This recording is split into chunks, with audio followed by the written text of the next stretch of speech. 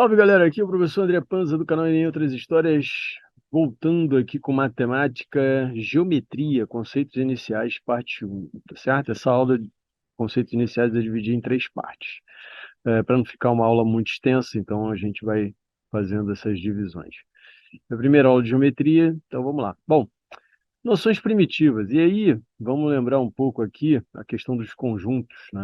A ideia de conjunto é conjunto e elemento, são ideias primitivas, são conceitos primitivos. O que quer dizer com isso? É que eu não tenho uma definição é, própria para isso. É uma questão de intuição, a ideia de conjunto e de elemento. E aqui na geometria é a mesma coisa. Ponto e reta são intuitivos. A gente coloca aqui que ponto é algo sem dimensão, certo? Entre aspas, tá, galera? Algo sem dimensão. E é representado por uma letra maiúscula. E a reta é algo com apenas uma dimensão, representado por letras minúsculas. Por que apenas uma dimensão? É porque você tem a reta, ela está sempre, né? Você vai desenhar uma reta, ela está aqui, ó, certo? Apesar de não ser uma reta. Está bem torta essa minha reta. Mas seria isso. Então ela tem apenas o quê? Uma dimensão, visto que a espessura dessa linha, dessa reta, é desprezível, certo? É desprezível. O que vale é só essa dimensão aqui, ok? Bom, vamos começar com algumas questões importantes e que a gente são conceitos importantes que a gente vai utilizar em exercícios, tá certo? Então eu tenho aqui posições relativas entre dois pontos. Repara que esse quadro em azul claro aqui é um plano, tá, galera? Então, esse ponto está sobre o plano. Se esse ponto, você vê que está A coincidente com B, certo? Então, esse ponto, né, eles coincidem a posição. Então, a gente chama eles de coincidentes, certo? Tá aqui, ó.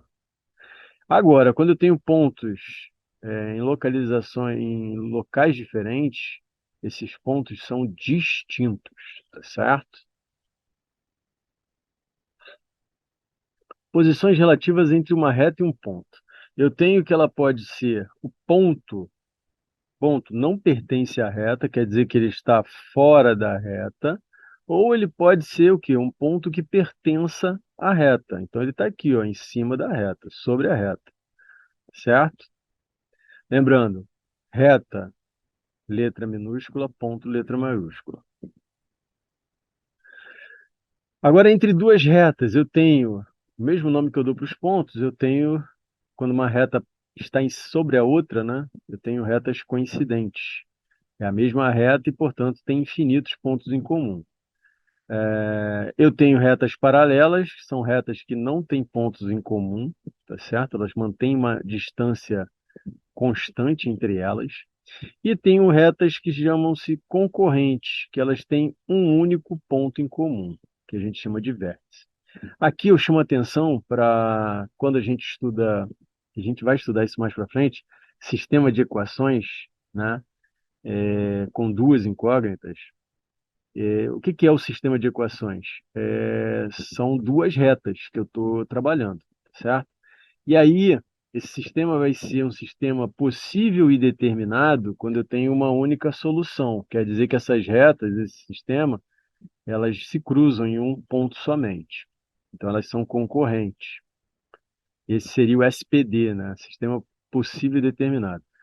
É, Esse cara daqui seria o sistema possível e indeterminado, SPI, os coincidentes. Por quê?